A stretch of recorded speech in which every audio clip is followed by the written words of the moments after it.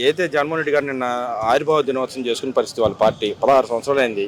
అసలు వాళ్ళ పార్టీని ఎలా చూస్తారంటారు ఒక సామాన్య వ్యక్తి మీరు చెప్పండి. ప్లస్ ఆయన 16 ఏళ్లలో 5 సంవత్సరాలు పరిపాలన చేశాడు. ఎలా ఉంది అసలు మీకు ఆ పార్టీని స్థాపించిన వ్యక్తి అన్నా నా దగ్గర అరువు తీసుకొని నన్ను బలవంతంగా బయటికి చూస్తాడని చెప్పి ఆయన మాట్లాడుతున్నాడు.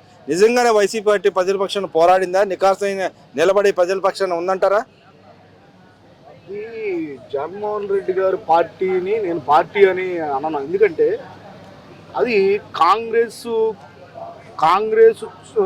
పార్టీలో నుంచి చీల్చుకొని వచ్చి పుట్టిన పార్టీ. అది ఒక పార్టీయే కాదు నాకు తెలిసి. ఎందుకంటే ఒక పార్టీ అంటే ఒక సిద్ధాంతాలతో, ఒక అనుభవంతో, ఎన్నో ప్రజల సమస్యలు చూసి పెట్టిన పార్టీ కాదది.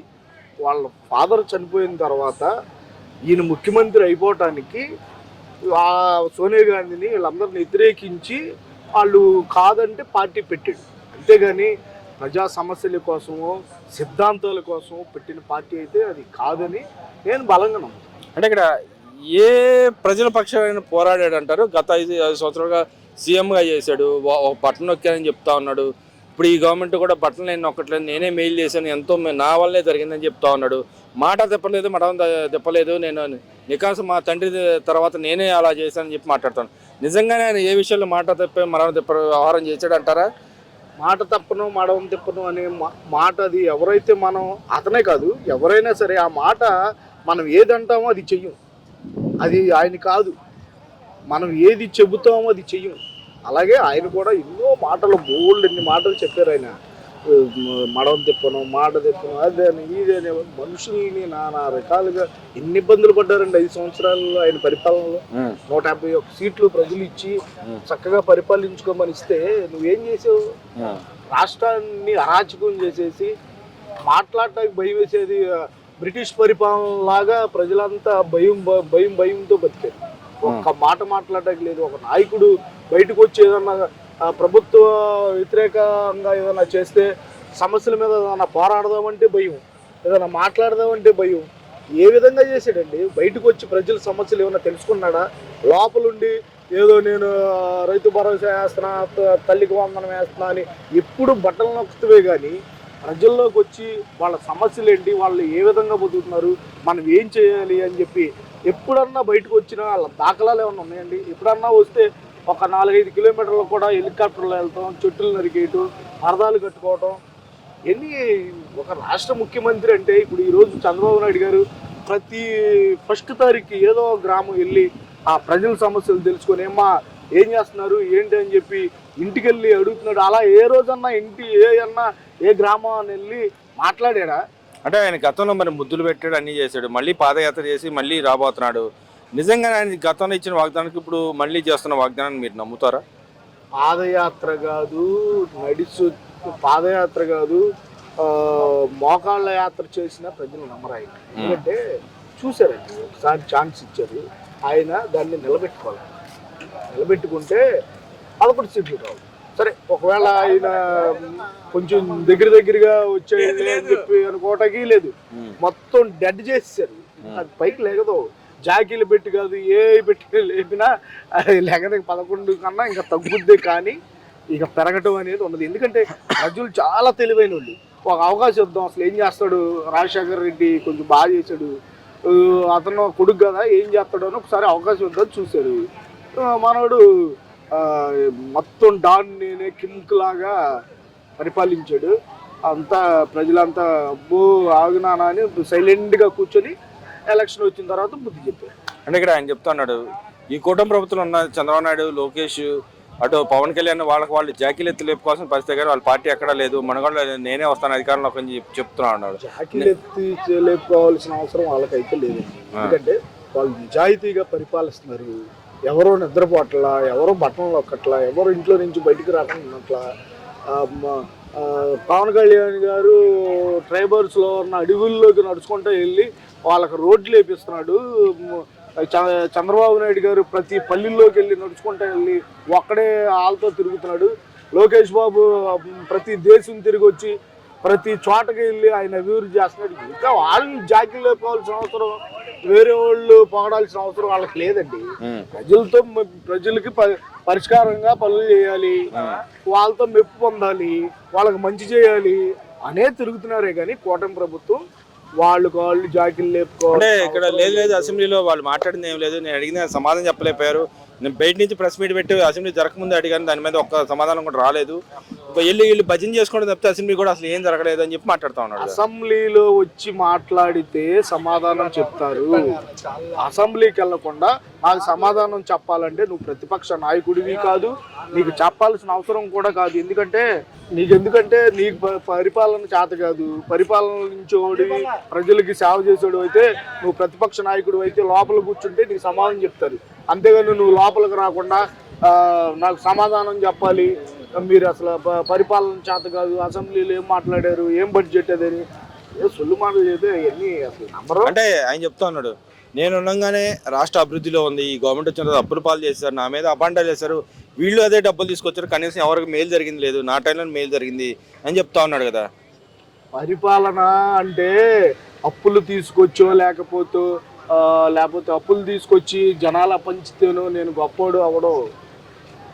అప్పులు తీసుకొచ్చిన వాటిని సక్రమంగా ప్రజల కోసం అభివృద్ధి కోసం ఉపయోగించాలి. కానీ నేను అప్పులు తీసుకొచ్చి ఏం చేశాడండి? అప్పులు 10 లక్షల కోట్లు అంటే నువ్వు ఖర్చు పెట్టిన లెక్కలు 2 లక్షల చిల్లర కనిపిస్తుంది. కడవ డబ్బులు ఏమైనాయి అంటే ఆయన చెబుతాడు, నేను అంత తేలేదు, అసలు నా మీద అబండాలు వేశారని చెబుతున్నాడు ఆయన. ప్రతిదీ గవర్నమెంట్ లో లెక్క చూపించారు కదండి.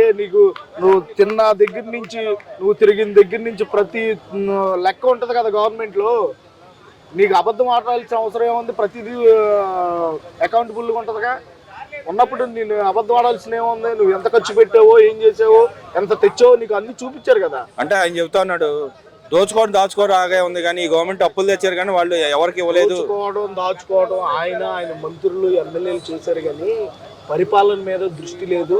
ఇష్టారాజ్యంగా మాట్లాడటం, ప్రజల్ని నాయకులను కానీ అవతల వ్యక్తులను బూతులు తిట్టడమే కానీ వాళ్ళ పని. ఒక్క నాయకుడికి కూడా ప్రజా సంక్షేమం గురించి, ప్రజల సమస్యల గురించి ఆలోచించిన వ్యక్తి అంతకుముందు 5 సంవత్సరాలు ఏ ఎమ్మెల్యే, మినిస్టరు, ముఖ్యమంత్రి దగ్గర నుంచి ఎవరో చేయలా. ఎప్పుడు అవతల ఉన్న చంద్రబాబు నాయుడు గారిని, లోకేష్ బాబుని, పవన్ కళ్యాణ్ని వాళ్ళ పర్సనల్ విషయాలలో కూడా వెళ్ళి తిట్టారే తప్ప ఏనాడు పరిపాలన గురించి కానీ ప్రజల సమస్యల గురించి కానీ ఏ రోజు పట్టించుకోవాలా. మీరు అమ్మగానే 11కి పడిపోయింది. మీరు ఆ మాట అంటున్నారు కానీ మొన్న అసెంబ్లీలో అంతా భజనే కార్యక్రమం, ఎవరికాళ్ళు పొగుడు కూడా తప్పితే ఏం జరగలేదు, ఆటలాడుకున్నారు, ప్రజలు కానీ రైతుల సమస్య ఏం పట్టించుకోలేదని మాట్లాడుతున్నాడు కదా. అంతకుముందు 151 సీట్లు వచ్చినప్పుడు వాళ్ళ మంత్రులు, వాళ్ళ ఎమ్మెల్యేలు జగనన్న నీకు సెల్యూట్ అంది రోజా. ఒక కవిత కూడా చదివింది ఒక అమ్మాయి అయితే, ఆయన నా గుండె అంది. ఇవన్నీ ఏంటి? అయ్యి భజనలు అంటే ఏంటంటే పరిపాలనిస్తున్నారండి మీరు, బాగా ప్రజలకి మంచి చేస్తున్నారు అని చెప్తున్నారే కానీ భజన కాదు అది. మరి ఇక్కడ ఆయన అంటున్నాడు, ఈ గవర్నమెంట్ వచ్చిన తర్వాత పరిపాలన సక్రమం చేయపోగా మా మీద అక్రమ కేసులు పెడతా ఉన్నారు, మేము ప్రజల పక్షాన పోరాడతాను, నా మీద నమ్మకం జనాలందరూ నేనే వస్తాను 29 అని చెప్పి ఆయన మాట్లాడుతూ ఉన్నాడు. కర్మగాలి జగన్మోహన్ రెడ్డి గారు మళ్ళీ వస్తే ఈ 2024లో 2024లోనే 2019 నుంచి మళ్ళీ 24లో ఆయన వస్తే ఈ పార్టీకి రాష్ట్రం మొత్తం ప్రతి నెల 4 నెలలకే ఒకసారి మారుతూ ఉంటుంది కదా. వేసవకాలం, చలికాలం, వర్షాకాలం, వేసవకాలం అలా. ఇప్పుడు వేసవకాలం ఉండి ఎండలకు మండిపోతూ ఉండేది. పారిపోయి జనాలు ఎక్కడికక్కడే పరుగులు ఎత్తి వేరే దేశాలు వెళ్ళి వేరే జిల్లాల్లో వెళ్ళి వేరే రాష్ట్రాల్లో బతకాల్సి వచ్చేది మన ఆంధ్రప్రదేశ్. ఇప్పుడు కూడా నేను వస్తాను అంటున్నాడు. వస్తే ఎందుకు వస్తాడు? నువ్వు రప్ప అని నరుగుతావు అని వస్తావా? మంత్రి డైరెక్ట్ గా బూతులు చంద్రబాబు నాయుడు గారిని అసలు ఎందుకు ఆ బూతులు? నేను సామాన్య నేను అసలు చదువు కూడా సరిగ్గా ఎక్కువ లేదు నాకు. నేను ఎలా మాట్లాడుతున్నాను? మీరు ఒక ఎమ్మెల్యేలు అయ్యి, మినిస్టర్లు అయ్యి, ఎంపీలు అయ్యి, ఎమ్మెల్సీలు అయ్యి, ఒక రాష్ట్ర ముఖ్యమంత్రిగా హోదాలో ఉండి కూడా నువ్వు కూడా నా బొచ్చు పేకలేరు. నువ్వేం నేర్పుతున్నావు నీ ఎమ్మెల్యేలకి, మినిస్టర్లకి, ఎమ్మెల్సీలకి, నాయకులకి ఏమి నేర్పుతున్నావు? అంటే ఇక్కడ చంద్రబాబు నాయుడు మోసం చేసాడు, అబద్ధాలు చెబుతున్నాడు, అప్పులు కూడా అబద్ధాలు చెబుతున్నాడు, రాష్ట్రానికి రావాల్సిన నిధులు కూడా రాని పరిస్థితి ఉంది అని చెప్పి మాట్లాడుతూ ఉన్నాడు కదా. 100 మాట్లాడతాడండి ఆయన. అబద్ధాలు అబద్ధాలు అబద్ధాలు మాట్లాడతాడు. కళ్ళు కనిపిస్తలేదా రాష్ట్రం ఎలా ఉందో, చక్కగా పరిపాలన ఎలా జరుగుతుందో కళ్ళు కనపడతలేదు, ఆయన ఒక్కడి నుంచి సరిపోయిందా? అదే మా కార్యకర్త, చిన్న కార్యకర్త ఒక తప్పు చేశాడంటే ఆయన జైల్లో పెట్టి పార్టీని సస్పెండ్ చేసిన మంచి వ్యక్తి చంద్రబాబు నాయుడు గారు. అంతేగాని అంటే ఇక్కడ ఇంకో మాట మాట్లాడుతూ ఉన్నారు వాళ్ళు, ఏదైతే భూములు ధరాత్తం చేస్తున్నారో ప్రజలకి, రైతుల దగ్గర, పేద రైతుల దగ్గర ఉన్న భూములు కూడా లాక్కొని ఉచితంగా ఇస్తున్నారు, ఉచితంగా ఇవ్వడం తప్పు అని కేసు గూగుల్ లాంటి సంస్థల మీద కూడా వాళ్ళ ఎంపీ కేసులు వేసిన పరిస్థితి. దాన్ని ఎలా చూస్తారంటారు? భూములు దారాతత్వం చేశారనో లేకపోతే ఉచితంగా భూములు దొబ్బేస్తున్నారు అని అన్ని రకాలుగా మాట్లాడాలో అన్ని రకాలుగా మాట్లాడుతున్నారు. ఆఖరికి పెద్ద కంపెనీలు వస్తుంటే కోర్టుల్లో పడేసి వాటిని రానికుండా చేద్దామని చూస్తున్నారు. ఎంత దౌర్భాగ్యం అండి మన రాష్ట్రానికి. అంటే ఆయనే చెప్పాడు, గూగుల్ లాంటి సంస్థ నేనే తెచ్చాను గతంలో ఆయనే చెప్పాడు. మరి అలాంటి సంస్థ మీద వాళ్ళ ఎంపీ ఆ మాటకి ప్రతి ఒక్క మనిషి ఆలోచించే వ్యక్తి, ప్రతి ఆంధ్రప్రదేశ్ లో ఉన్న మనుషులు నవ్వుకోవడం తప్ప ఏమీ లేదు. గూగుల్ అనే సంస్థ అసలు ఎక్కడ ఉంది, ఎక్కడి నుంచి వెళ్ళాడు, ఎవరితో మాట్లాడాడు, ఎప్పుడు చేసాడండి, ఎవరితో మాట్లాడాడు, ఎక్కడ తెచ్చాడు? అంటే వీళ్ళు ఎంజాయ్ చేయడానికి పోతున్నాడు కానీ ఏం తేట్లేదు అంట ఆయన చెబుతా ఉన్నాడు. అది అప్పుడప్పుడు ఎప్పుడో సంవత్సరానికి లండన్ ఢిల్లీ కూడా ఆయన చేసే పని అది. వీళ్ళు ప్రతి రోజు ప్రతి అవరు మనకి అప్డేట్ ఇస్తా లైవ్ లో వస్తా ఉంది. వాళ్ళు చేసే పనులన్నీ చూపిస్తున్నారు. 2 days 3 days అంటే ఆ 3వ రోజు విజయవాడలో ఉంటున్నారు, అమరావతిలో పనిచేస్తుంది, వైజాగ్ లో పనిచేస్తుంది, తిరుపతి వెళ్తారు. పని చేయడానికే తిరుగుతున్నారు కానీ వాళ్ళకలాగా మాటలు అబద్ధాలు ఇవేమి చెప్పేవాళ్ళు కాదండి. ఓవరాల్ గా మరి ఈ రెండు సంవత్సరాల్లో ఆయన ఏమైనా అసలు సంక్షేమ పథకాలు నిధులు కానీ ఏమీ లేదు అంటున్నాడు. మీరు ఏం చెబుతారు? అసలు ఏమి ఇచ్చారంటారు, ఏమీ లేదంటారు, ఇంకా ఇవ్వాల్సిన ఏమైనా ఉన్నాయంటారు? చంద్రబాబు నాయుడు గారు ఒకటే చెప్పారు, సూపర్ 6 పెడతాను అని చెప్పారు. సూపర్ 6 ఈ రోజుతో కంప్లీట్ అయిపోయింది. ఇంకా ఆయన ప్రజలకు ఇంకేం కావాలి అని చెప్పి మంచి కార్యక్రమాలు ఏమన్నాయో అని తీసుకొచ్చి చేద్దామని ఇంకా ఆలోచిస్తున్నారే తప్ప ఆయన పెట్టిన సూపర్ 6 అయిపోయింది. ఇంకా 20 లక్షల ఉద్యోగాలు అన్నారు, వాటి కోసం పెద్ద కంపెనీలతో మాట్లాడుకొని భూములు ఇచ్చి కంపెనీలు తెస్తే మన రాష్ట్రంలో యువత ఉద్యోగాలు చేసుకొని హ్యాపీగా ఉంటారని చెప్పి ఆయన ఆలోచిస్తుంటే. నమస్కారం అండి, నా పేరు బెజవాడ వెంకట కృష్ణారావు, గన్నవరం నియోజకవర్గం, బాపులపాడు మండలం, సింగనగూడ. మీరు బాపులపాడు అంటున్నారు కాబట్టి గతంలో ఉన్న మీ ఎమ్మెల్యే గారు ఇప్పుడు మీకు అవైలబుల్లో ఉన్నారండి? ఏమన్నా కనపడుతున్నారు మీకు ఎక్కడన్నా? అసలు ఆశకు కూడా కనపడతలేదు, పట్టుకుందామని కనపడతలేదు అసలు. ఎందుకండి ఆయన చేసిన పాపాలు అలాంటి. మరి జగన్మోహన్ రెడ్డి గారు చెబుతున్నారు అక్రమ కేసులు పెడుతుంది ఈ గవర్నమెంట్ మాలా అలాంటి నాయకుల మీద అని చెప్పి అంటున్నారు. ఆయన మీద అభియోగాలు అన్నా మరి మట్టి దోసుకున్నాడు, అన్ని దోసుకున్నాడు అని చెప్పి ఉన్నాయి. ఇప్పుడు కేసులు పెడతామంటే ఆయన చేశాడు కనుక అలాంటి, ఇప్పుడు దొంగతనం చేసిన మీద కేసులు పెడతారు. వాళ్ళు అలాంటి మైనింగ్ డాన్ అంటే ఆయనే. ఇవాళ దాన్ని గన్నవరం నియోజకవర్గంలో మైనింగ్ డాన్ అంటే ఆయనే. ఇవాళ తెలుసు, ఇవాళ యార్లగడ్డ వెంకటరావు గారిది ఆయన పోల్చుకుంటే ఇవాళ ప్రభుత్వం తీరు ఎలా ఉందనేది తెలిసిపోతుంది, జనానికే తెలుస్తుంది. ఇవాళ ఎప్పుడు రానటువంటి నియోజకవర్గం మెజార్టీ 34,000 మెజార్టీ ఇచ్చారు ఇవాళ ప్రజలు. ఆయన ఎప్పుడు గెలిచింది 800, 10,000 కదండి. అంటే ఇంత మార్పు ఎందుకు వచ్చిందంటే గతంలో మరి ఈయన వైసీపీలో ఉన్న మనిషి ఎందుకు వైసీపీ నుంచి వదిలేసి వచ్చాడంటారు? ఎందువల్ల వచ్చిందని నోటి భాష కుదిరిలేకండి. మరి ఆయన చెప్తా ఉన్నాడు, నేను నికార్సైన నాయకుడు 16 సంవత్సరాలు నా వెనకాల నా కార్యకర్తలు నా నాయకులు అందరూ ఉన్నారని చెబుతున్నాడు. మరి ఇలాంటి నాయకులు ఎందుకు వచ్చేసారంటారు? ఆయన 16 సంవత్సరాల నుంచి పార్టీని బలంగా నడిపించిన నాయకుడు అయితే ఎందుకు వచ్చేసారంటారు ఇక్కడికి? ఆయన చేతకంతనం అండి, అది చేతకంతనం. అది ఎవరిది? జగన్మోహన్ రెడ్డి గారిదా? జగన్మోహన్ రెడ్డి మాటలేని ఈయన కూడా వల్ల పడిపోయాడు. కొడాలని వీళ్ళిద్దరు మిత్రులయ్యి ఆయన వల్ల పడిపోయారు. ఈయన ఒక రకంగా పర్లేదు అని బ్యాడ్ పేరు తెచ్చుకున్నాడు. ఇప్పుడు భాష బాగుంటే మనం ఎక్కడైనా ఊళ్ళో ఆదరిస్తారని, ప్రజలైనా ఎవరైనా ఆదరిస్తారు. భాష కుదిరిలేని ప్రజలు గట్టిగా ఓటుతో బుద్ధి చెప్తారు. మరి ఇక్కడ చూసుకుంటే ఈ గవర్నమెంట్ వచ్చిన తర్వాత సంక్షేమ పథకాలు ఏమవట్లేదు, రైతులను పట్టించుకోవట్లేదు అని చెప్పి మాట్లాడతాను. నిజంగానే రైతులకి ఏమి పట్టించుకోవట్లేదు. లేని కబోతులు చూడాలని కళ్ళుని చూసేవాడు తెలుస్తుంది అభివృద్ధి రాష్ట్రంలో ఎట్ట పయనిస్తుంది అనేది. చాలా అద్భుతంగా ఉంది. రోడ్లు చూడండి, ఇవాళ పారిశ్రామికవేత్తలు చూడండి, పెట్టుబడులు ఇవాళ పరిశ్రమలు వస్తేనే కదండి నలుగురు ఉపాధి కలిగేది. నిరుద్యోగులు చాలా మంది ఉన్నారు ఇవాళ, చాలా సంతోషిస్తున్నారు ఇవాళ. చదువుకుని చాలా మంది నిరుద్యోగులు రోడ్డును పడిన, గత ప్రభుత్వం రోడ్డును పడి తిరిగినటువంటి పరిస్థితి. ఇవాళ చిన్న చిన్న జాబులు చేసుకుని ఇవాళ ప్రజలు చంద్రబాబు నాయుడు బ్రహ్మరథం పడుతున్నారు. ఇవాళ 2 ఏళ్లలో చాలా అద్భుతంగా దాదాపు 1000 పరిశ్రమలు తీసుకొచ్చండి. అంటే మీరు ఏమైనా పరిశ్రమలు తీసుకొచ్చారన్నారు, వాళ్ళైనా వాటికి భూములు ఫ్రీగా ఇస్తున్నారు. భూములు గవర్నమెంట్ తక్కువకి ఇస్తుందండి, గవర్నమెంట్ కొని తక్కువకి ఇస్తుంది పరిశ్రమలు. ఈయన చూస్తే పరిశ్రమలు పారిపోతున్నారండి జగన్మోహన్ రెడ్డిని చూస్తే. అంటే మరి గత ప్రభుత్వంలో పరిశ్రమలన్నీ వెనక్కపోవడం వల్ల నిరుద్యోగత ఏర్పడింది.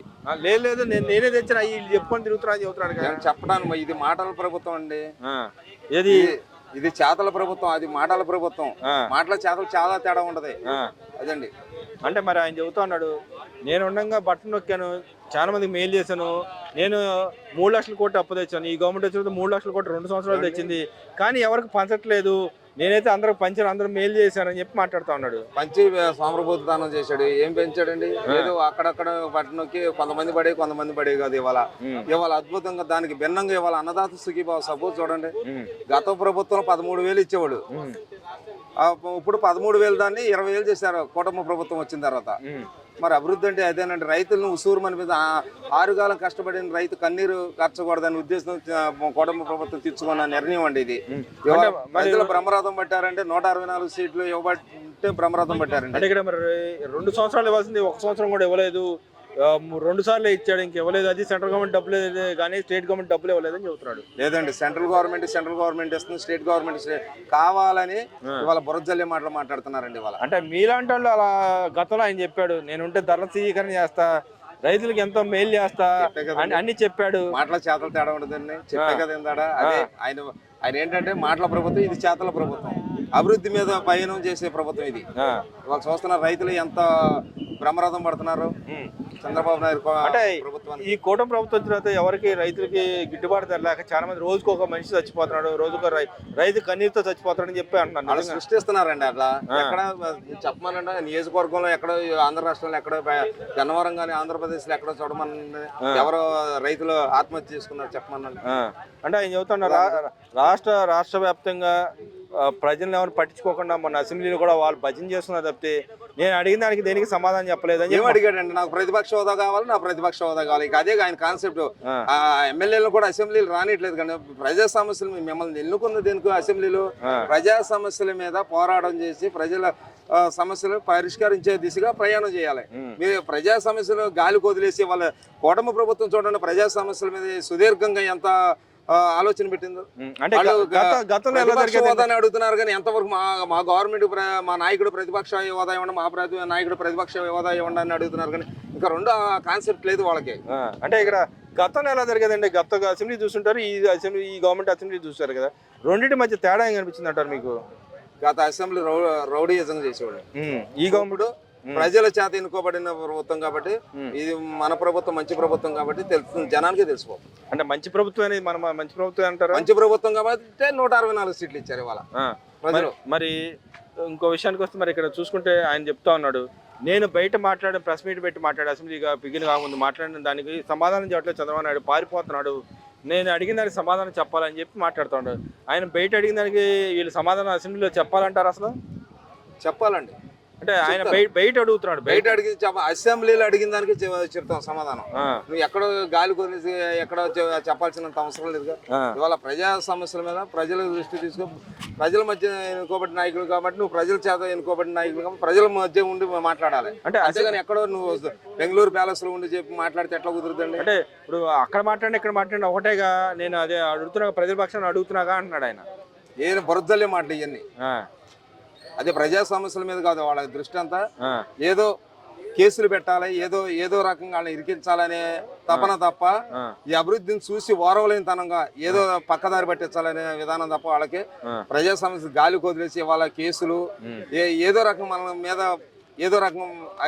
ఏదో రకం చేస్తే గానీ మనకు బాగుండదు అనేది. అంటే ఇక్కడ మరి గూగుల్ లాంటి సంస్థ వైజాగ్ తీసుకొస్తే దాని మీద కూడా వాళ్ళ ఎంపీ కేసులు వేసిన పరిస్థితి, భూములు ధారాదత్తం చేశారు, ఉచితంగా ఇస్తున్నారు, ఇవ్వకూడదని కేసు వేసిన పరిస్థితి, కోర్టు అని తిట్టిన పరిస్థితి. ముట్టుకెళ్ళేసింది కదా. దాన్ని ఎలా చూస్తారండి? నిజంగా మరి వీళ్ళు మేలు కోరేవాడు అయితే, జగన్మోహన్ రెడ్డిని మేలు కోరుతున్న వ్యక్తి అయితే, మరి వాళ్ళ నాయకులు ఎందుకు కేసులు వేస్తున్నారంటారు? ఇవ్వండి, గూగుల్ సంస్థ నేనే ఇచ్చానని చెబుతున్నాడు. చెప్పమనండి, వాళ్ళ పబ్లిక్ లోకి వచ్చి చెప్పమనండి. ఏం ఇచ్చాడండి చంద్రబాబు నాయుడు? ఆయన ప్రతిదీ ఇన్ని నేను తీసుకొచ్చానని చెప్తాడు. మాటలకి చేతలు చాలా తేడా ఉన్నది. ఇది చేతల ప్రభుత్వం చేసి పని చేసి జనం ఓటు అడిగే హక్కు ఉందండి. ఆయన అదే ప్రజల చేత ఎన్నుకోబడిన నాయకుడు కాబట్టి వాళ్ళ మాటలు ఇవాళ రాజకీయంగా చాలా భిన్నాభిప్రాయాలు మాట్లాడుతున్నాడు అండి జగన్మోహన్ రెడ్డి. అది కరెక్ట్ కాదు. ఇప్పుడు ప్రజాస్వామ్యంలో ప్రతిపక్షంలో అధికార పక్షంలో రాష్ట్రం మెయిల్ చేసేవాడు నాయకుడు అవుతాడు. అవును. మరి ఇక్కడ ఆయన పద్ధతి ఏందంటారు? ఇక్కడ ఎవరి పద్ధతి? జగన్మోహన్ రెడ్డి గారి పద్ధతి ఎలా ఉందంటారు? ఇక్కడ ఇప్పుడు 2 ఏళ్ళు ఆయన ప్రతిపక్షం ఏదో రకంగా రెచ్చగొట్టాలి, విధ్వంసం సృష్టించాలి, ఈ రెండే తప్పనండి. అధికారం రావాలి మూడోది. ఇక అంతే. ఆయనకి అధికారంలోకి వచ్చి ఏం చేశాడు అంటారు? 5 ఏళ్ళు ఆయన ఉండి 5 ఏళ్ళు ఏం చేశాడు? ఒకసారి నమ్మారండి. సరే ఒకసారి చూద్దామని నమ్మారు. వాళ్ళ నాన్నగారు అభిమానంతో నమ్మారు. చూశారు జనం, గట్టిగా తీర్పిచ్చారు. రేపు 29లో కూడా అవకాశం లేదు. ఎందుకనంటే ఆ 11 వచ్చిన ఈసారి ఒకటి కూడా రాదండి. ఆయన చెప్తాను నేనే బలంగా వస్తాను నమ్ముతున్నాడు ఆయన. మరి నమ్మాలి కదండి జనం, నమ్మాలి కదా జనం. ఇవాళ బ్రహ్మరథం పడుతున్నారని చంద్రబాబు నాయుడు గారు అభివృద్ధి చూసి, వాళ్ళ కూటమి ప్రభుత్వం అభివృద్ధి చూసి, వాళ్ళ పరిశ్రమలు కానీ, అభివృద్ధి కానీ, సంక్షేమం కానీ, రైతుల్లో కళ్ళల్లో కన్నీళ్లు తుడిచి ఇవాళ ఎంత అద్భుతం చేస్తున్నారండి చంద్రబాబు. మీ పేరు? నా పేరు సత్యనారాయణ అండి. ఏం చేస్తూ ఉంటారండి మీరు? నేను వ్యవసాయం చేస్తానండి. వ్యవసాయం చేస్తా అంటున్నారు కాబట్టి ఈరోజు ఈ కూటమి ప్రభుత్వం వచ్చిన తర్వాత రైతులు ఎవరు సంతోషంగా లేరు, నేనుండగానే సంతోషంగా ఉన్నారు, రైతులందరూ బాధపడుతున్నారు, వాళ్ళకి ఇవ్వాల్సిన పథకాలు కూడా ఇవ్వట్లేదు. 2 సంవత్సరాలు అయింది, రైతుల దగ్గరికి 40,000 దాకా ఇవ్వాల్సింది బాకీ పెట్టాడు ఈ గవర్నమెంట్ వచ్చిన తర్వాత అని చెప్పి మాట్లాడుతూ ఉన్నారు. నిజంగానే ఆ రకంగా ఉందంటారు రాష్ట్రంలో రైతుల పరిస్థితి? లేదండి, ఇది అసత్య ప్రచారం అండి. నాకు రామరపల్లిలో మాగాణి పొలం వ్యవసాయం ఉందండి. ఇక్కడ మైలవరం దగ్గర కింతరంగూడలో మామిడి తోట ఉందండి. 3 ఎకరాల పరిస్థితి మామిడి తోట ఉంది. రామరపల్లిలో ఎకరం పొలం మాగాణి పొలం ఉంది. నాకు 2 చోట్ల కూడా 2 రకాల వ్యత్యాసాలు అనుభవం. ఇదేమో మాగాణి పొలం, ఇదేమో మెట్ట పొలం. మెట్ట పొలంలో వచ్చేపాటికి నాకు ఈ మామిడి తోటకి కనీస మద్దతు ధర గత సంవత్సరం మామిడికాయకి మద్దతు ధర లేకపోవడం వల్ల గౌరవనీయ ముఖ్యమంత్రి గారు కావచ్చు, వ్యవసాయ శాఖ మంత్రులు కావచ్చు, మద్దతు ధర ఏర్పాటు చేసి కేజీకి 8 రూపాయలు మద్దతు ధర ఇచ్చారండి. అదేవిధంగా లాస్ట్ టైం ఉదూ తుఫాను వచ్చినప్పుడు మాకు వ్యవసాయం అంతా కూడా మునిగిపోవడం జరిగినప్పుడు కూడా చంద్రబాబు నాయుడు గారు మాకు కనీసం ఎకరానికి 10,000 రూపాయలు మద్దతు ధర ఇవ్వడం జరిగింది. మేము తీసుకోలేదని చెప్పి అసత్య ప్రచారాలు చేసి పర్లేదండి. మేము లబ్ధి పొందాం. మేమైతే సంతోషంగా ఉన్నామండి. మేమైతే అంటే ఈ కుటుంబ ప్రభుత్వం వచ్చిన తర్వాత అసలు ఎవరిని పట్టించుకోవట్లేదు. అసెంబ్లీలో కూడా చర్చ జరగాల్సిన విషయంలో కూడా చర్చలు జరగనివ్వకుండా, రైతుల సమస్యలు పట్టించుకోకుండా, వాళ్ళు చచ్చిపోతున్నా కూడా పట్టించుకోకుండా ఓన్లీ డ్యాన్సులు వేస్తూ ఉన్నారు, క్రీడలు ఆడుకుంటూ ఉన్నారు. అది అవసరం అని చెప్పి మాట్లాడుతూ ఉన్నాడు. ప్రతిపక్ష పార్టీగా నీకు ప్రజలు 11 స్థానాలకు ఇచ్చినప్పుడు, నీ 11 స్థానాలు ఇచ్చినా 10 స్థానాలు ఇచ్చినా ప్రశ్నించే తత్వం అనేది 10 మంది అయినా వచ్చి ప్రశ్నించాలి కదండి. ప్రశ్నించే లేదు కదా. ప్రశ్నించడానికి ప్రశ్నలే లేవు. ఎంచేతంటే రాష్ట్రంలో ప్రజలందరూ కూడా చాలా సుభిక్షంగా ఉన్నారు. ఈ క్రీడా పోటీలు అంటారా, క్రీడా పోటీలని మానసిక ఉల్లాసానికి అందరూ కూడా బిల్డింగ్ అవ్వడానికి, ఒకరికొకరు సఖ్యతగా ఉండడానికి తోడ్పడుతుందని నా అభిప్రాయం అండి. అంటే ఇక్కడ మరి అసలు అసెంబ్లీలో సమస్యల మీద చర్చ జరగలేదు. ఎవరి కాళ్ళు బాజా భజంత్రిలాగా పొగుడుకోవడం తప్పితే ఏం లేదని చెప్పి మాట్లాడుతూ ఉన్నాడు. మా ఉద్దేశంలో అయితే సమస్యలు అనేవి ఏమి లేవు. సరే ఉండే అనుకుందాం. ఉన్నప్పుడు మరి ప్రతిపక్షంగా నీకు ప్రజలు 11 స్థానాలు ఇచ్చినప్పుడు నువ్వు వచ్చి అసెంబ్లీకి ప్రశ్నించవచ్చు కదా. నువ్వు అసెంబ్లీకి ఎందుకు రావు? అంటే నాకు అసెంబ్లీకి రావకుండా నువ్వు జీతబత్యాలు తీసుకుంటూ వచ్చేపాటికి నీ 11 మంది ఎమ్మెల్యేలు కావచ్చు, ఎమ్మెల్సీలు, లేకపోతే నీకున్న ఎమ్మెల్సీలు కావచ్చు, నీకున్న 4 ఎంపీలు కావచ్చు, ఈ జీతబత్యాలన్నీ తీసుకుంటూ మీ ఎలవెన్స్లను అనుభవిస్తూ ప్రజా సమస్యలు గాలి వదిలేసి ఏమి సమస్యలు లేవు, మేము అడుగుతుంటే పట్టించుకోలేదు. ఏమండి మీ పేరు? నా పేరు సత్యనారాయణ అండి. ఏం చేస్తూ ఉంటారండి మీరు? నేను వ్యవసాయం చేస్తానండి. వ్యవసాయం చేస్తా అంటున్నారు కాబట్టి ఈరోజు ఈ కూటమి ప్రభుత్వం వచ్చిన తర్వాత రైతులు ఎవరు సంతోషంగా లేరు, నేనుండగానే సంతోషంగా ఉన్నారు, రైతులందరూ బాధపడుతున్నారు, వాళ్ళకి ఇవ్వాల్సిన పథకాలు కూడా ఇవ్వట్లేదు. 2 సంవత్సరాలు అయింది, రైతుల దగ్గరికి 40,000 దాకా ఇవ్వాల్సింది బాకీ పెట్టాడు ఈ గవర్నమెంట్ వచ్చిన తర్వాత అని చెప్పి మాట్లాడుతూ ఉన్నారు. నిజంగానే ఆ రకంగా ఉందంటారు రాష్ట్రంలో రైతుల పరిస్థితి? లేదండి, ఇది అసత్య ప్రచారం అండి. నాకు రామరపల్లిలో మాగాణి పొలం వ్యవసాయం ఉందండి. ఇక్కడ మైలవరం దగ్గర కింతరంగూడలో మామిడి తోట ఉందండి. 3 ఎకరాల పరిస్థితి మామిడి తోట ఉంది. రామరపల్లిలో ఎకరం పొలం మాగాణి పొలం ఉంది. నాకు 2 చోట్ల కూడా 2 రకాల వ్యత్యాసాలు అనుభవం. ఇదేమో మాగాణి పొలం, ఇదేమో మెట్ట పొలం. మెట్టపాలెంలో వచ్చేపాటికి నాకు ఈ మామిడి తోటకి కనీస మద్దతు ధర గత సంవత్సరం మామిడికాయకి మద్దతు ధర లేకపోవడం వల్ల గౌరవనీయులైన ముఖ్యమంత్రి గారు కావచ్చు, వ్యవసాయ శాఖ మంత్రులు కావచ్చు మద్దతు ధర ఏర్పాటు చేసి కేజీకి 8 రూపాయలు మద్దతు ధర ఇచ్చారండి. అదేవిధంగా లాస్ట్ టైం ఉదూత్ తుఫాను వచ్చినప్పుడు మాకు వ్యవసాయం అంతా కూడా మునిగిపోవడం జరిగినప్పుడు కూడా చంద్రబాబు నాయుడు గారు మాకు కనీసం ఎకరానికి 10,000 రూపాయలు మద్దతు ధర ఇవ్వడం జరిగింది. మేము తీసుకోలేదని చెప్పి అసత్య ప్రచారాలు చేసి పర్లేదండి, మేము లబ్ధి పొందాం, మేమైతే సంతోషంగా ఉన్నామండి. మేమైతే అంటే ఈ కుటుంబ ప్రభుత్వం వచ్చిన తర్వాత అసలు ఎవరిని పట్టించుకోవట్లేదు. అసెంబ్లీలో కూడా చర్చ జరగాల్సిన విషయంలో కూడా చర్చలు జరగనివ్వకుండా, రైతుల సమస్యలు పట్టించుకోకుండా, వాళ్ళు చచ్చిపోతున్నా కూడా పట్టించుకోకుండా ఓన్లీ డ్యాన్సులు వేస్తూ ఉన్నారు, క్రీడలు ఆడుకుంటా ఉన్నారు. అది అవసరం అని చెప్పి మాట్లాడుతూ ఉన్నాడు. ప్రతిపక్ష పార్టీగా నీకు ప్రజలు 11 స్థానాలకు ఇచ్చినప్పుడు నీ 11 స్థానాలు ఇచ్చినా 10 స్థానాలు ఇచ్చినా ప్రశ్నించే తత్వం అనేది 10 మంది అయినా వచ్చి ప్రశ్నించాలి కదండి. ప్రశ్నించే లేదు కదా, ప్రశ్నించడానికి ప్రశ్నలే లేవు. ఎంచేతంటే రాష్ట్రంలో ప్రజలందరూ కూడా చాలా సుభిక్షంగా ఉన్నారు. ఈ క్రీడా పోటీలు అంటారా, క్రీడా పోటీలని మానసిక ఉల్లాసానికి అందరూ కూడా బిల్డింగ్ అవ్వడానికి ఒకరికొకరు సఖ్యతగా ఉండడానికి తోడ్పడుతుందని నా అభిప్రాయం అండి. అంటే ఇక్కడ మరి అసలు అసెంబ్లీలో సమస్యల మీద చర్చ జరగలేదు, ఎవరి కాళ్ళు బాజా భజంత్రిలాగా పొగుడుకోవడం తప్పితే ఏం లేదని చెప్పి మాట్లాడుతూ ఉన్నాడు. మా ఉద్దేశంలో అయితే సమస్యలు అనేవి ఏమి లేవు. సరే ఉండే అనుకుందాం. ఉన్నప్పుడు మరి ప్రతిపక్షంగా నీకు ప్రజలు 11 స్థానాలు ఇచ్చినప్పుడు నువ్వు వచ్చి అసెంబ్లీకి ప్రశ్నించవచ్చు కదా, నువ్వు అసెంబ్లీకి ఎందుకు రావు? అంటే నాకు అసెంబ్లీకి రావకుండా నువ్వు జీతబత్యాలు తీసుకుంటూ వచ్చేపాటికి నీ 11 మంది ఎమ్మెల్యేలు కావచ్చు, ఎమ్మెల్సీలు, లేకపోతే నీకున్న ఎమ్మెల్సీలు కావచ్చు, నీకున్న 4 ఎంపీలు కావచ్చు, ఈ జీతబత్యాలన్నీ తీసుకుంటూ మీ ఎలవెన్స్లని అనుభవిస్తూ ప్రజా సమస్యలు గాలి వదిలేసి ఏమి సమస్యలు లేవు, మేము అడుగుతుంటే పట్టించుకోలేదని ప్రజలు పక్కదారి పట్టించడం తప్పితే ఇంకోటి కాదండి. వీళ్ళు ఏ రోజు కూడా అసెంబ్లీలో కావచ్చు, శాసనమండలిలో కావచ్చు ప్రజా సమస్యలపై పోరాటం చేయడం అనేది శాతం మర్చిపోయారండి. ఎందుకంటే ప్రజల్లో ఏదైనా సమస్యలు ఏమైనా సంగతి వాళ్ళకి తెలుసు. అని మీరు ఆ మాట అంటారు కానీ అంటా ఉన్నాడు. నేను ప్రెస్ మీట్ పెట్టి అసెంబ్లీ జరగకముందు నుంచి అడుగుతా ఉన్నాను, నేను రైతు చేసిన క్వశ్చన్ సమాధానం చెప్పాల్సిందే కదా, ఎందుకు సమాధానం చెప్పడని అంటున్నాడు. బయట మాట్లాడడానికి అసెంబ్లీలో సమాధానం చెప్పే అవకాశాలు ఉంటాయంటారు అసలు? ఆయన వచ్చి అసెంబ్లీకి వచ్చి అడిగితే ఏదైనా గౌరవ అధికార పక్షంలో ఆయన ఏ సమస్య గురించి అడిగితే ఆ శాఖకి సంబంధించిన మంత్రివర్యులు సమాధానం చెప్తారు. అసలు రావాలి కదా సార్. నువ్వు ప్రతిపక్షంగా నాకు 24 సీట్లు నాకు ప్రతిపక్ష హోదా ఇస్తారని నేను అసెంబ్లీలో అడుగు పెడతాననేది పనికి మాలిన చర్యగా నేను అంటానండి. ఎందుకంటే నిన్ను గెలిపించారు, కనీసం రాష్ట్ర సంగీతం వదిలేసేయండి. నీ యొక్క పులివెందుల నియోజకవర్గ సమస్యలు కావచ్చు, లేకపోతే మీ యొక్క మిగతా 10 మంది ఎమ్మెల్యేలు ఎక్కడైతే గెలిచారు ఆ నియోజకవర్గాల సమస్యలు అయినా కానీ కనీసం వెలుగెత్తారు కదా సార్. వచ్చి మీరు అసెంబ్లీకి వచ్చి మీ 10 నియోజకవర్గాలు లేకపోతే 10+1 11 నియోజకవర్గాల సమస్యలైనా కూడా అడగకుండా మీరు ఎంతవరకు వాళ్ళు అసెంబ్లీలో వచ్చే జీతాలు ఎలవెన్స్లన్నీ లబ్ధి పొందుతూ ప్రజలు డబ్బులు జీతాల రూపంలో మీరు తీసుకుంటూ కనీసం ప్రజల తరపున ఏ విధమైన గొంతెత్తి మాట్లాడట్లేదని నా అభిప్రాయం అండి. అంటే మీరు ఆ మాట అన్నారు కానీ అసెంబ్లీలో మాట్లాడేదాన్ని అబద్ధాలే, అబద్ధ ప్రచారాలు చేశారు. నా మీద నేనేదో అప్పులు చేశాను, అబద్ధ ప్రచారాలు చేశారు. వీళ్ళు వచ్చింది కూడా అదే అప్పులు కదా. నేనైతే బట్టన్ నొక్కిన అందరికి మెయిల్ చేశాను, ఈ కుటుంబ ప్రభుత్వం ఎవరికి మెయిల్ చేయట్లేదు, ఇచ్చే పథకాలు కూడా ఇవ్వట్లేదు, అన్ని ఆపేసి చెప్పి మాట్లాడుతూ ఉన్నాడు కదా. అవన్నీ అబద్ధాలండి. ఏదైతే ఎన్డీఏ గవర్నమెంట్ ఉందో, నరేంద్ర మోడీ గారి సారథ్యంలో తెలుగుదేశం పార్టీ, జనసేన పార్టీ ఏదైతే అధికారంలోకి వచ్చారో వాళ్ళందరూ కూడా ఏదైతే సూపర్ 6 అనే పథకాలు అమలు చేయడం జరుగుతుంది. అందులో భాగంగా ఇవాళ మహిళలకి ఉచిత బస్సు కావచ్చు, రైతులకి రైతు అన్నదాత సుఖీభావం కావచ్చు, అలాగే నిరుద్యోగులకి వాళ్ళ లోకేష్ బాబు గారు గూగుల్ కావచ్చు, క్యాప్జెమినీ కావచ్చు, ఇన్ఫోసిస్ కావచ్చు, ఇట్లా అనేక రకాల ఐటీ పరిశ్రమలు శరవేగంతో విశాఖపట్నం నగరాన్ని తీసుకురావడం జరుగుతుందండి. ఇవన్నీ కూడా రాబోయే 1-2 సంవత్సరాలు ఇంప్లిమెంట్ అవుతాయి. రాష్ట్రంలో ప్రజలు ఎవరు కూడా నిరుద్యోగులు ఎవరు కూడా బయట రాష్ట్రాలకు ఉద్యోగాలు వెళ్ళాల్సిన అవసరం ఉండదండి. అదేవిధంగా రైతులందరికీ కూడా రైతు భరోసా కావచ్చు, రైతు అన్నదాత సుఖీభావం పథకం కింద ఆర్థికంగా ఎంతో కొంత చేతి అవ్వడం జరుగుతుంది. మహిళలందరికీ కూడా ఉచిత బస్సు కింద ఏదైతే. అంటే మీరు ఇవన్నీ చెబుతున్నారు కానీ ఆయన చెప్తున్నాడు ఏం జరగట్లేదు, అవి జరగట్లేదు. కానీ అయితే వీళ్ళకి పొగడుకోవడానికి తప్పితే సమయం ఇంకే దేనికి లేదు.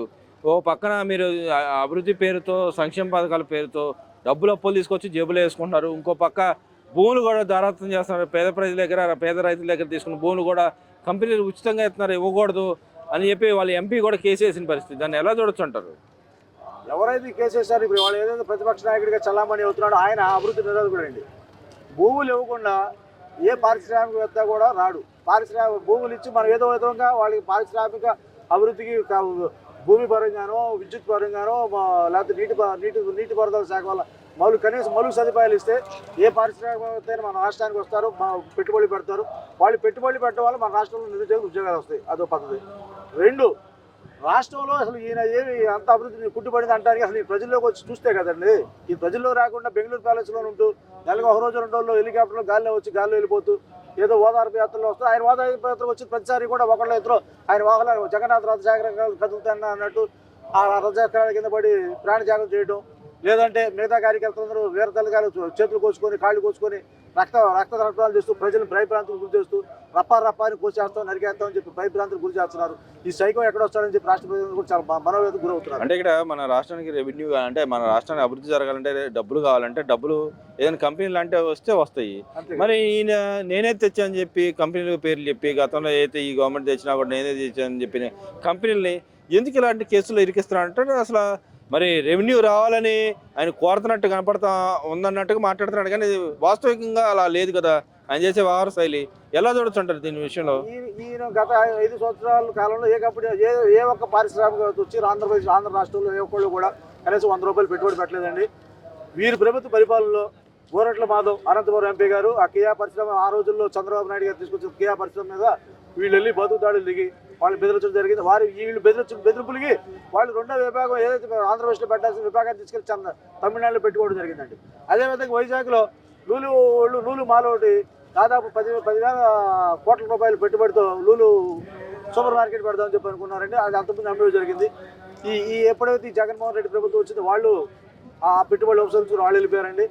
అదేవిధంగా చాలా పరిశ్రమలు ఈ జగన్మోహన్ రెడ్డి వచ్చిన తర్వాత రాష్ట్రంలో వదిలి వెళ్ళిపోవడం జరిగింది తప్పితే ఏ ఒక్కళ్ళు కూడా రాష్ట్రంలో వచ్చి ఒక కంపెనీ పెట్టి కనీసం 10 మందికి ఉపాధి కల్పించలేకపోయింది సార్. అంటే ఇక్కడ మరి చూసుకుంటే వాళ్ళ పార్టీ పెట్టి 16 సంవత్సరాలు అయిపోయింది. ఒక 5 సంవత్సరాలు ఆయన ముఖ్యమంత్రి కూడా పరిపాలించిన పరిస్థితి. ఈ ఇన్ని నెలల్లో వైసీపీ పార్టీ అంటూ అసలు వాళ్ళు ఒక పార్టీకి ఒక సిద్ధాంతం అంటూ ఉంటుంది. వీళ్ళ పార్టీకి అసలు ఏ సిద్ధాంతం ఉందో, అసలు ప్రజలకు ఏం చేశాడంటారు ఆ పార్టీ ద్వారా? కానీ లేవండి, సిద్ధాంతాలు ఏమి లేవు. ఆ రోజు వైఎస్ రాజశేఖర రెడ్డి మరణంతో ఏర్పడిన సానుభూతి వల్ల ఈయన ఆ రోజు ఉన్న పరిస్థితుల్లో జనాలు ఈయనేదో చేస్తాడు, తండ్రి చనిపోయాడు, యువకుడు విద్యావంతుడు కాదులేండి, ఆయన చదువుకున్న సర్టిఫికెట్లు అధికారికంగా లేవు. ఈయనేదో యువకుడు, తండ్రి చనిపోయాడు, తండ్రి వల్ల ఆ సానుభూతి అధికారంలోకి వచ్చాడు, ఈయనేదో ఉద్ధరిస్తాడు అనుకున్నాం. ఈయన వచ్చిన మరుక్షణమే ప్రజావేదిక కూల్చేసి విధ్వంసకర పరిపాలనకి శ్రీకారం చుట్టాడు. తర్వాతే ప్రజలకు అర్థమైపోయింది నువ్వు అసలైన నిజరూపం చూశారు. ఆ రోజు నుంచి గత 5 సంవత్సరాలు ప్రజలు కంటి మీద కురుగు లేకుండా ఎప్పుడు ఈ నరకాసురుడి పరిపాలన పోతాన్ని ఎదురు చూశారు. అట్లాగే 2024 సంవత్సరం ఈ పరిపాలన అంతమంది ఇచ్చారు. ఇప్పుడు కూటమి వచ్చినా ప్రజలంతా కూడా సంతోషంగా ఉన్నారు సార్. అంటే మరి ఈ పార్టీ 40 సంవత్సరాలు, ఏదో టీడీపీ పార్టీ 40 సంవత్సరాల పార్టీ, ఈయన మీద 16 సంవత్సరాల పార్టీ. నిజంగానే వైసీపీ పార్టీని వీళ్ళు వాళ్ళ పార్టీని ఎదగకుండా భయభ్రాంతులు గురి చేయడం కానీ వాళ్ళ మీద దాడులు చేయడం కానీ అలాంటివి ఏమైనా చేశారా? ఆ పార్టీని ఆయన అనగదొక్కారా అసలు ఈ గవర్నమెంట్ అంటే తెలుగుదేశం పార్టీ కానీ కార్యకర్తలు కానీ లేకపోతే కాంగ్రెస్ పార్టీ కానీ అలా చేసిందా, లేకపోతే వాళ్ళు చేసుకున్న స్వయంకృత అపరాధాల వల్ల వాళ్ళు జైలు పాలు అవుతా ఉన్నారంటారు వాళ్ళ నాయకులు కానీ వాళ్ళు కానీ? 100% వాళ్ళు స్వయంకృత అపరాధాల వల్ల వాళ్ళు జైలు పాలు అవుతున్నారంటే వాళ్ళు జైలు పాలు అయ్యేది చాలా తక్కువ మేము అనుకుంటున్నాం. ఇంకా ఇప్పుడున్న ఏ ప్రభుత్వం అయితే ఉందో ఎన్డీఏ కూటమిలో కూటమి ప్రభుత్వం వీళ్ళేమి కక్ష సాధింపులు పాల్పడట్లేదు. ఆ రోజు జగన్మోహన్ రెడ్డి గవర్నమెంట్లో ఆ రోజు నాయకులు పెట్టిన హింసలకి వాళ్ళకి సరైన వాటికి కూడా 20 నెలల కాలంలో ఇప్పుడు వచ్చిన ప్రభుత్వం తగు విధమైన చర్యలు తీసుకోవట్లేదు వాళ్ళ మీద అంటే మా అభిప్రాయం అండి. ఎందుకంటే ఆ రోజుల్లో ఆ 5 సంవత్సరాల పరిపాలన కాలంలో వాళ్ళు చేయని దౌర్జన్యం లేదు. సామాజిక ఆ 10th క్లాస్ పిల్లడు చీరాల్లో కుర్రోడు మా అక్కనేంటి హెరాస్మెంట్ చేస్తున్నామంటే ఆ కుర్రోడు మీద పెట్రోల్ పుస్తకాలు పెట్టేశారు. మాస్కులు కోవిడ్ టైంలో డాక్టర్ సుధాకర్ రెడ్డి మాస్క్ అడిగినందుకు అతన్ని రోడ్డు మీద బట్టలు తీసి బోర్డు కూడా చేపించి అతను మరో గురే చచ్చిపోయేది చేశారండి. ఇట్లాంటి ఉదాంతాలు చెప్పుకుంటే పోతే అనేక ఉన్నాయి. అట్లాంటి అట్లా చేసిన వాళ్ళందరికీ వాళ్ళ శిక్షలు లేవండి. వాళ్ళ గురించి ఆ కేసులు ఓపెన్ చేయట్లేదు, వాళ్ళ మీద చర్యలు తీసుకోవట్లేదు. తక్షణం మేమైతే ఏదనుకుంటున్నాం, ఏదైతే